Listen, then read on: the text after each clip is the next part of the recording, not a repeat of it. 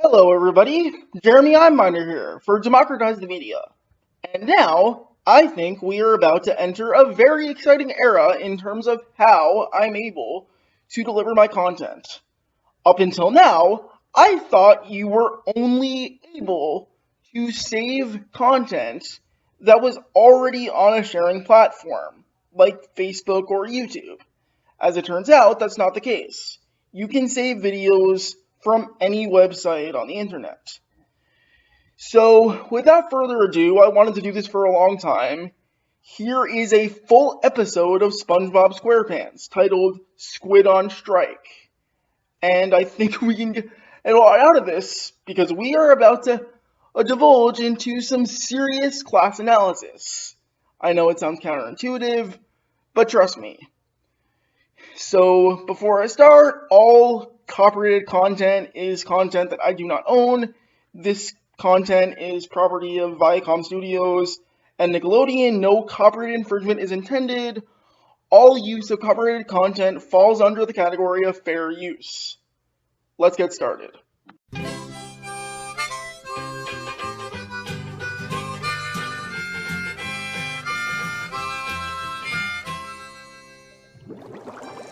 Count me money, money sweeter than honey. Money, this money, that profit will make me wallet fat. What?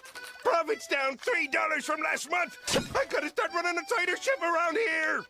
A little on the nose, don't you think? But yeah, you'll get a sense even more clearly than usual what kind of character Mr. Krabs is. And it should be noted here that as the owner of the Krusty Krab, he generates none of the profits that he gets to keep. He is not a worker, he is not an employee, he is just the owner and just the retainer of the profits, which he himself did not labor for. Keep that in mind because it's very important. Thank you for choosing the Krusty Krab. Here's your change. Mr. Squidward! Wow. What's with all this change nonsense? Over and under, grab the end, put it through here, up and around the horn, bring it back home. SpongeBob, I ain't paying you to play dress up. Breathe on your own time. I don't pay you to breathe. You hardly pay us at all. Oh, that reminds me. I got something for you.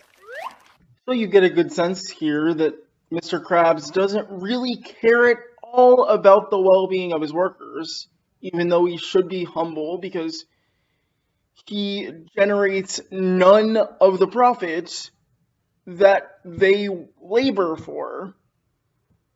And you get a sense from the anger after Squidward says, "You hardly pay us at all," that the only reason he's paying his workers wages is because he's legally obligated to.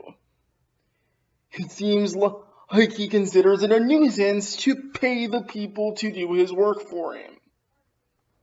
Even though that by virtue of owning the property, he gets to keep most of the surplus value. As you can imagine, I would think that in a just world, the people doing the work should be able to retain the surplus that they themselves generate. That is not the case in the real world, and that is not the case in Bikini Bottom. Ah, yes, our meager restitution. The sweet smell of payday. Huh? Oh, sorry. That's me dry cleaning. Here's your check. And here's yours, SpongeBob. I can't accept your money, Mr. Krabs. Grilling is my passion. SpongeBob, it's not his money. It's your money. He's just stealing it from you. I know you do it in spite of the money, and Squidward only does it because he needs to survive with the money. But you need to remember, SpongeBob, that this is your money that you're generating. He's giving you back only a fraction of the money you're generating because he generated none of it. Remember that. It's not his money. I know grilling is your passion, but he's giving you back a fraction of your own money. You're being exploited. Even though you love your job, you could do it a lot better on your own. Without a boss. Remember that.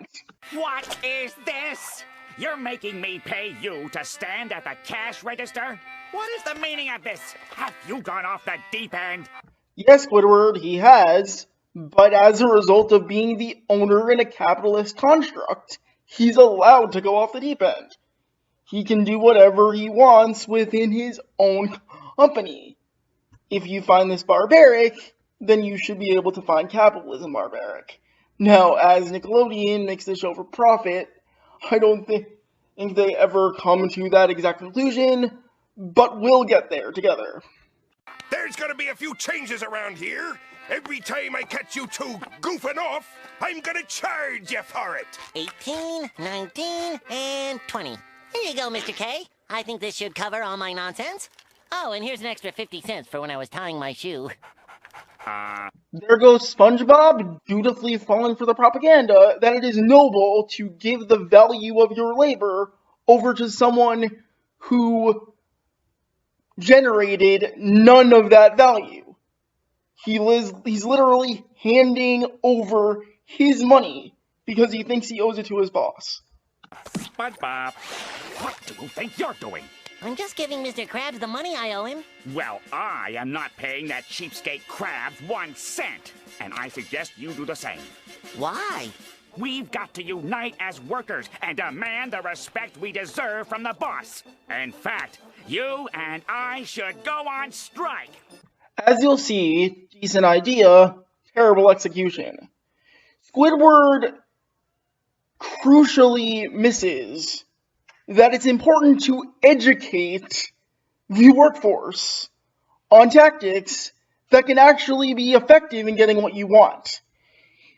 All Squidward seems to know is that he doesn't like a boss that's telling him what to do, but it's more complicated, and he's making it out to be, and SpongeBob, who is getting to do something with his friend, will go along with it. As you'll see, he doesn't really adequately explain what a strike is. Take a look. Wow! You and me go on strike? Sure. After all, you like your job, right? Right! And you want to keep working here, right? Right! And while you work here, you expect to be treated fairly, right? Right! Then let's go on strike. Squidward, you forgot to explain to him that as the workers in the establishment, you generate all the profits that Mr. Krabs relies on to survive in his business. And that without your labor power, without you working there, Mr. Krabs would have nothing and nowhere to go and no business to run. He relies on you, and that without withholding your labor can demonstrate to Mr. Krabs that you're powerful, that you do everything, but SpongeBob just heard you like your job and you want to keep working here and you want to be treated fairly, and it's a lot more complicated than that. Because in order for a boss to understand that you need to be treated fairly, a worker needs to understand that they hold the power of their own labor, and by withholding their labor, the capitalists have nothing to generate, no profit to sustain. No workforce, no profit. So if the workforce isn't happy, the profit goes bye-bye. So, Squidward, just being short-sighted, saying you like your job and you want to keep working here, using simplistic language, and using the vulnerability of SpongeBob, and the ignorance of SpongeBob, really is poor execution and bad praxis. Praxis is the combination of theory and practice that goes into the tactical strategy workers employ when trying to negotiate and trying to gain ground in their liberation. When Squidward explains a strike as simplistically as he did to SpongeBob, he's just trying to dupe SpongeBob into going along with his plan without fully understanding what it is, or else he was being short-sighted and desperate to stop being exploited and took SpongeBob with him. But you'll understand that SpongeBob is ripe for the excitement of a strike, but he's terribly ignorant of it. In 3, 2, 1. Yay, a strike! Going on strike! We're going on strike! I still don't know what strike means, but we're going on a strike! Remember, Squidward, it is a really bad idea to recruit somebody to go on strike if they don't know what strike means, because then this could happen. Hey, guess what, Mr. Krabs? Me and Squidward are gonna go on strike! A strike? Yeah! You mean you're gonna make picket signs? Yeah! And you're gonna make protest speeches? Yeah! And you're gonna demand me respect? Remember, SpongeBob has no idea what any of those things mean, but he's still excited to do something adventurous with Squidward, so he says, Yeah! and it does not turn out well. No! No! Squidward! You didn't tell me I was gonna get fired! Squidward, seriously, educate the fucking masses. Without the Krusty Krab, Oh, Squidward! Could you hold me? I think I'm gonna be sick. SpongeBob! Newsflash, SpongeBob! I got fired too! This is exactly why we need to go on strike. He can't treat us like this anymore. He owes us for all the precious, irretrievable moments we've wasted in this trash heap. Soon, he'll realize he needs us more than we need him. We are Workers United! Seriously, Squidward, SpongeBob has no idea what you're talking about. You need to tell him what he needs us more than we need him actually means. That owners depend on their workers for all of the revenue that's ever been generated. And that as a result, you should be arguing that workers should be in control of the industries at which they work. But you're not arguing that, are you? You are just trying to stick it to your boss, and you are just trying to be on a little ego trip. Aren't you?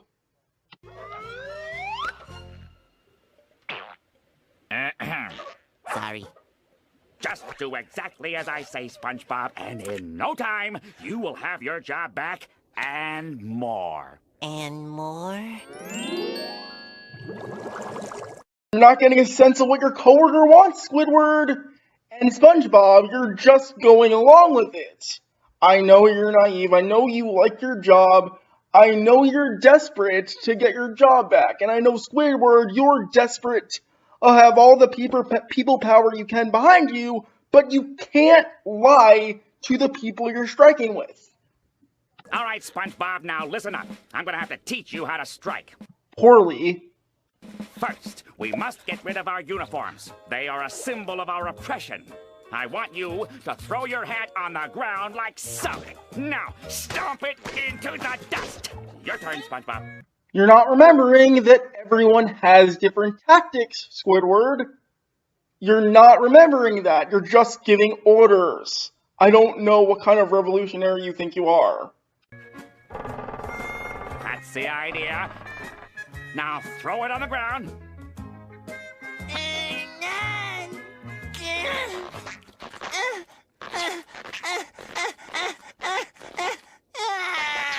I can't do it, Squidward. This hat is my friend. It never oppressed me. Technically, SpongeBob is right. The hat doesn't oppress him. The function of capital and wage labor is what oppresses him. Now, he doesn't know that, but he knows that if he were running the Krusty Krab himself, he would still want to wear the hat.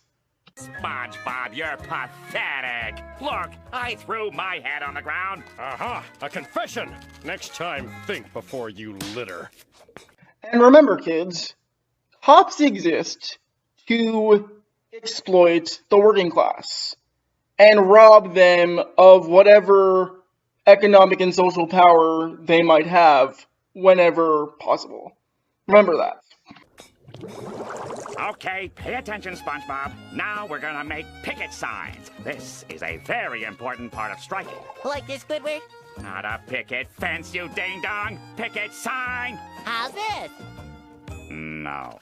This is a picket sign. Krusty Krab unfair. Short, sweet, and to the point. Decent sign, but if you're going to rely on the ignorance of your coworker and the rest of the public, it's going to be ineffective. And you've demonstrated that that's all you've been doing. How about this, Squidward? SpongeBob, it's unfair, not fun fair. A fun fair? Where?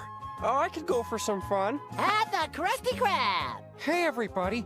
Let's go to the fun fair. If someone does not have their tactics straight, they may do some inadvertent advertising for the industry, cause, or workplace that is exploiting them. And SpongeBob falls right into the trap by not getting straight at what he's doing, and by Squidward not adequately explaining to him what he's doing.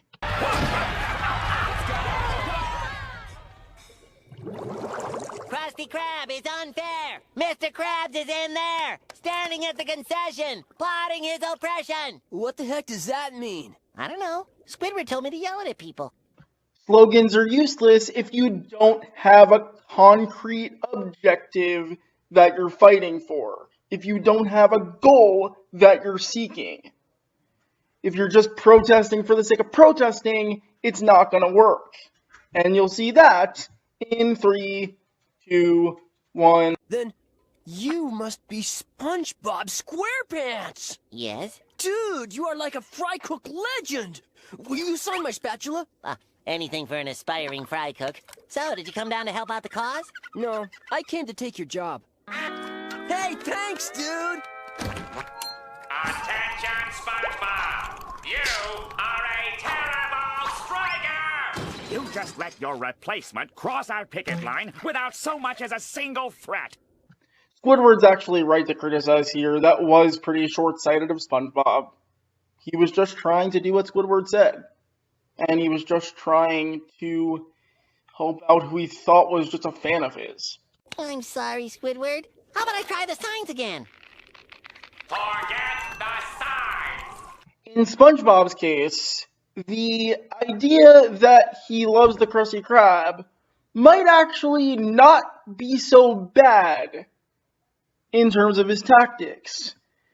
He loves the Krusty Krab, and he wants to work there in as good environment as he possibly could.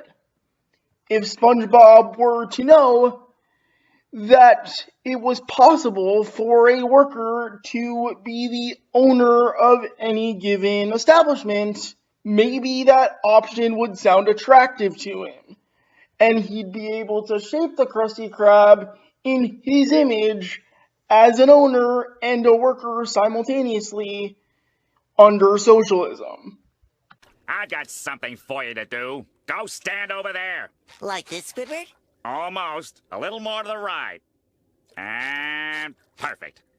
And here's a crucial flaw that misses the essence of liberation that Squidward falls for, that when you don't like what the masses around you are doing, to expel them. That's the wrong lesson. He needs to try harder to educate SpongeBob and the public. He's doing neither. He's using jargony language.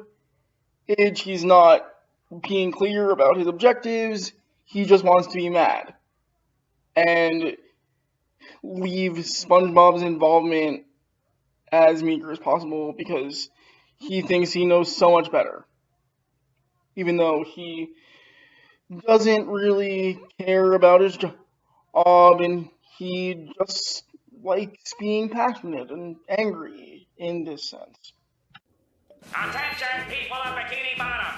You have been cheated and lied to! I knew it! The gentle laborer shall no longer suffer from the noxious greed of Mr. Krabs! Hey, what's that guy talking about? I don't know, but he's got a megaphone. If your message is not easily understandable, it's going to be missed. And if the message is missed, you might as well just be acting.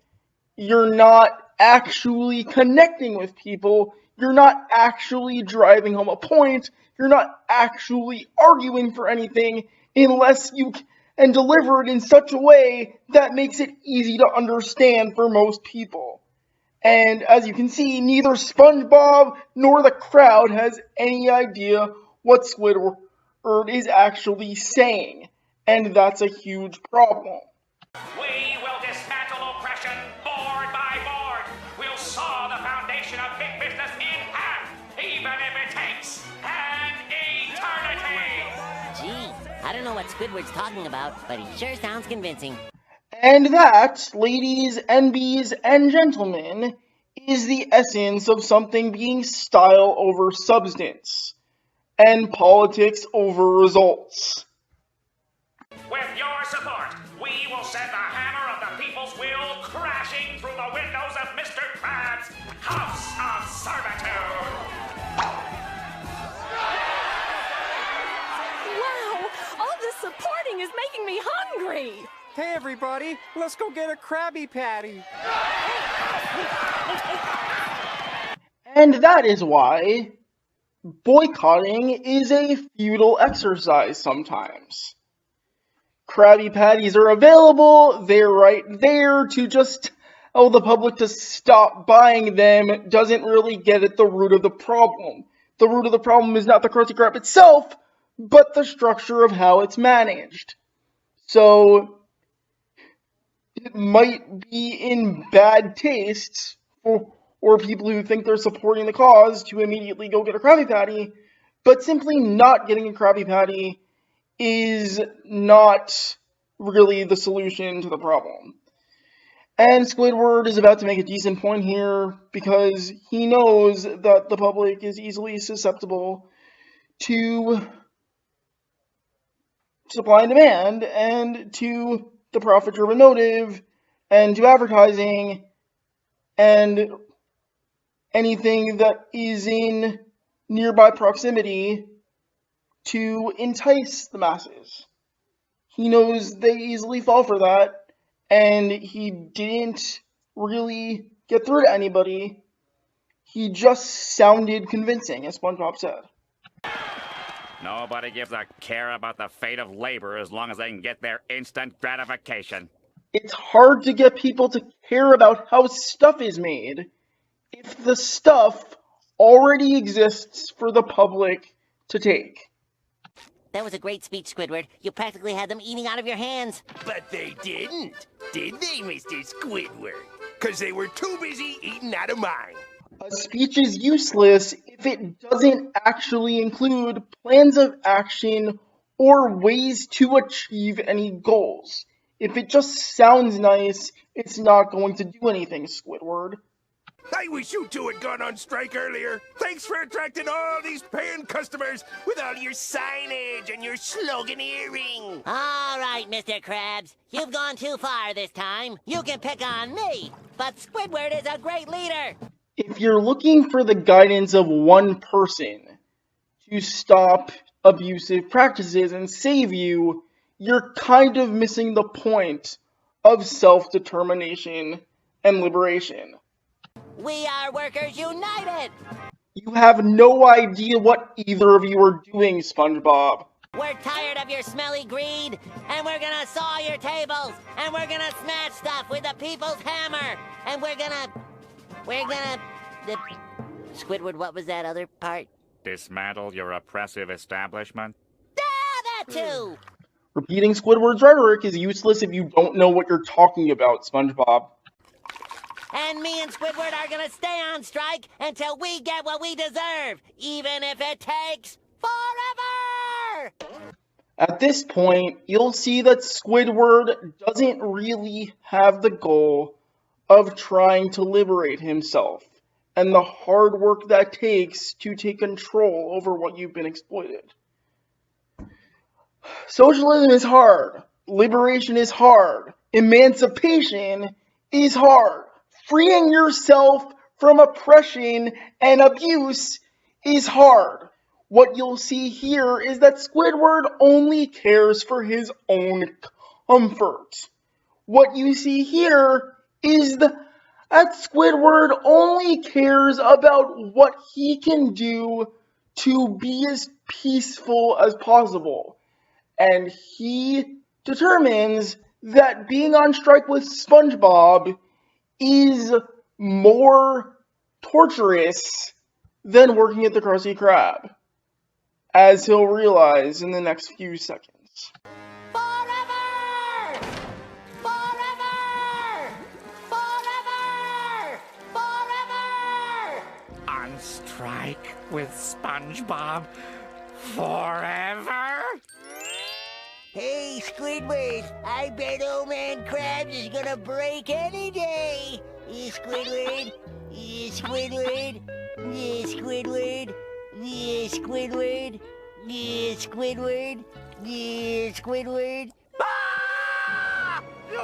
I gotta beg Mr. Krabs for my job back and put an end to this nightmare. If you're really afraid that you're going to be on strike for 60, 70 years, then you don't really have a clear vision in place in how you expect to achieve your goals. You could try and unionize another workplace. You could try and get the public on your side.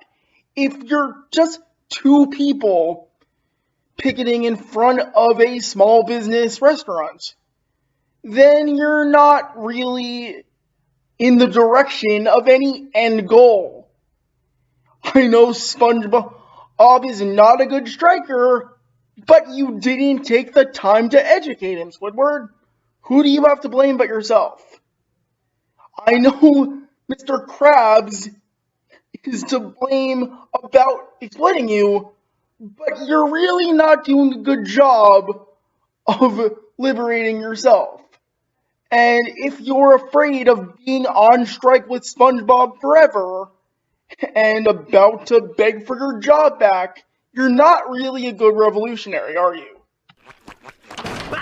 Oh, evening, Mr. Squidward. I was just in the neighborhood, and I, thought I'd drop by to beg you to come back to work. The Krusty Krab is a wreck. I'm ruined without you and the little yellow guy. The teenagers I hired is ruining the place. And the worst part is, they won't leave me alone. All right, Mr. Krabs! See what I mean? Squidward, please, you gotta come back. You'll give us anything we want? Yes, anything. So what do you say, Mr. Squidward? Your story breaks my heart, Mr. Krabs. Why don't we take a little walk and discuss my terms? I got a bad feeling in the pit of me wallet. Squidward got lucky here because he was going to just cave. And that's not really the sign of a good striker either.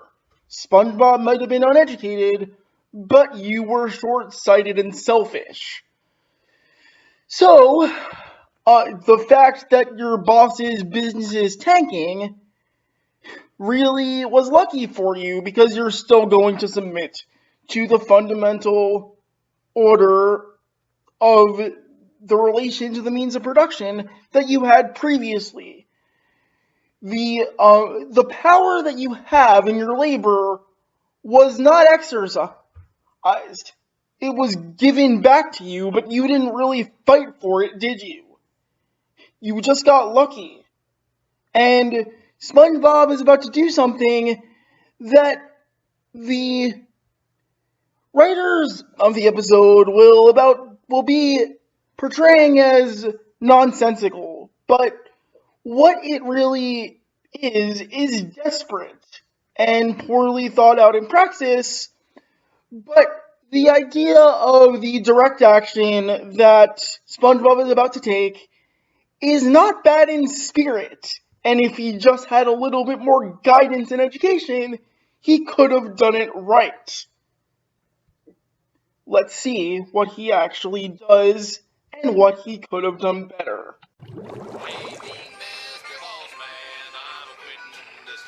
Gee, Being on strike with Squidward sure is a kick. Squidward's words are still buzzing around in my head like an angry jellyfish. Squidward was right. I can't just sit here. It's time for action.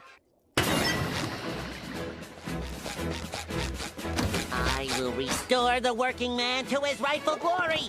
I will dismantle this oppressive establishment board by board. I will saw the tables of tyranny in half.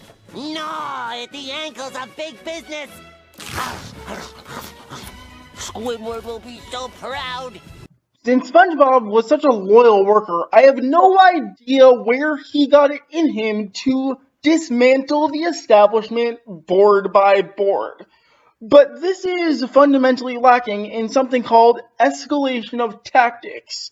If you start out by just destroying the place of work that you are being exploited at, you are not really an effective negotiator because you have no more room to give and no more room to take and no more power to exercise. It's just gone.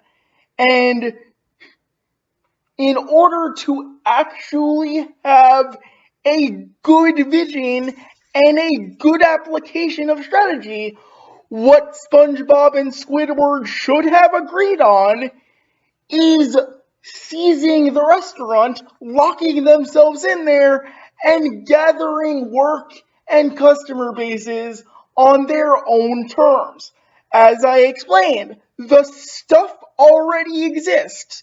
The relation to ownership of the stuff is what needs to change. They could just exclude Mr. Krabs from the presence of the labor that he never actually generated and keep it for themselves. Keep the surplus that they generated and not allow Mr. Krabs access to his own capital because it's not his money. He just takes it. He doesn't work for it, he takes it. I don't know why they didn't actually seize it, but as American Anarchist explained to me when we were discussing this episode, the show is made for profit, and maybe they just didn't want to give children a really good idea on how to fight exploitation in the workplace. By just destroying it, the writers could easily portray this as a desperate move, as a short-sighted move, as a move that only a hyperactive child would make. But the fact is that direct action in and of itself is not that. SpongeBob just did it badly. He could have done it well if Squidward was there to teach him anything. But Squidward didn't really care. Well, Squidward, those were intense negotiations. I'm glad you saw it our way, Mr. Krabs. Now I can fire them teenagers and get me 2 golden boys back. And retain capitalism, which shouldn't be your goal. But you've stopped your fight as soon as you've gotten comfort and peace. That shouldn't be what's important to you, Squidward. Well, see it work.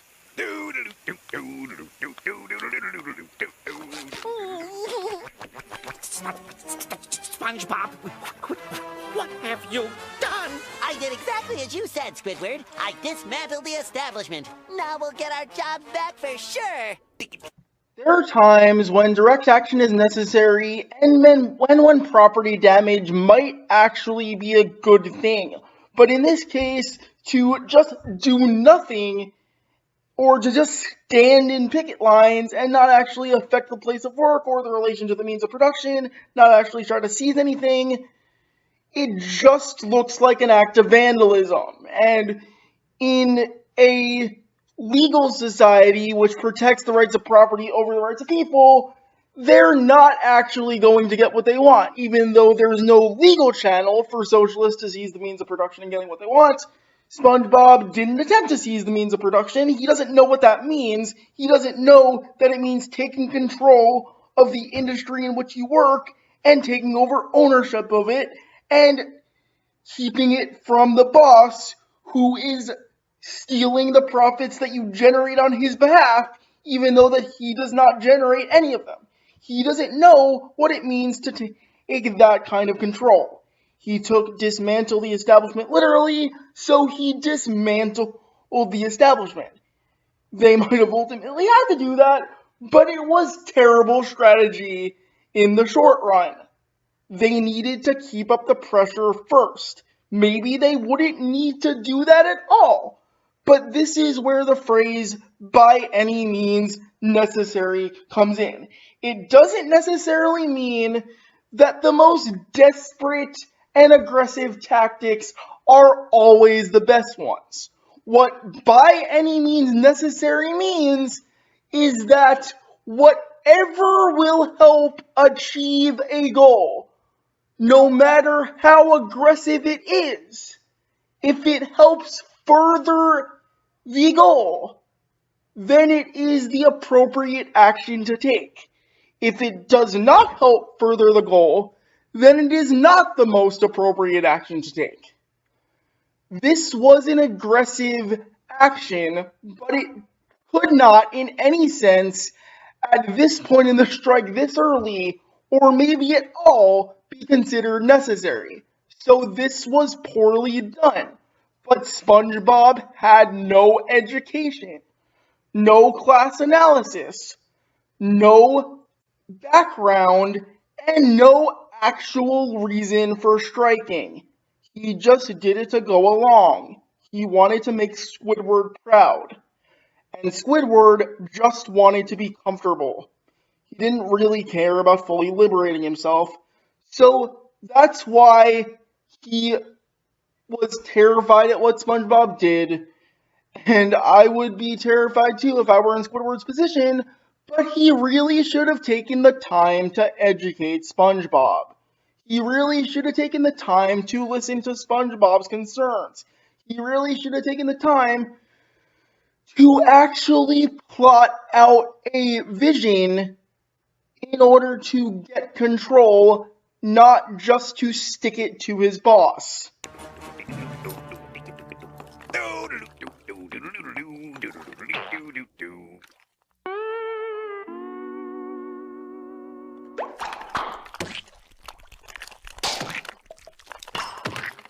Squidward! SpongeBob! Yes, Mr. Krabs? Here it comes! In order to pay off these damages, you two are gonna work for me forever! Yahoo! The strike worked, Squidward. We got our jobs back. Forever! Forever! Forever! Forever! One eternity later. So as you learned, they didn't take control. They didn't liberate themselves. They didn't negotiate in any effective way. They didn't have a common goal. They didn't seize control of any means of production. And they weren't better off.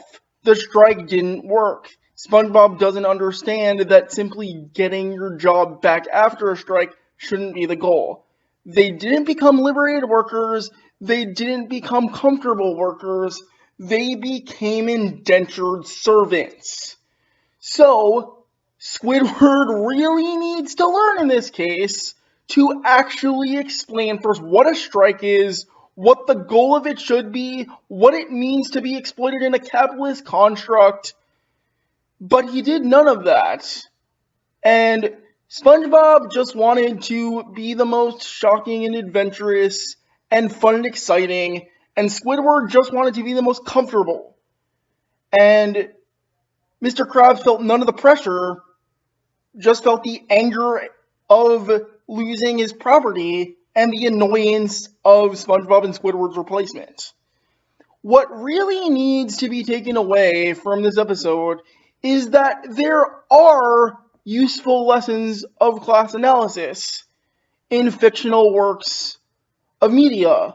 And in this case, there are things to learn about control of the workplace and workplace exploitation under capitalism in as unlikely a source as SpongeBob SquarePants. And I will continue to do this and dissect and analyze more episodes in this manner.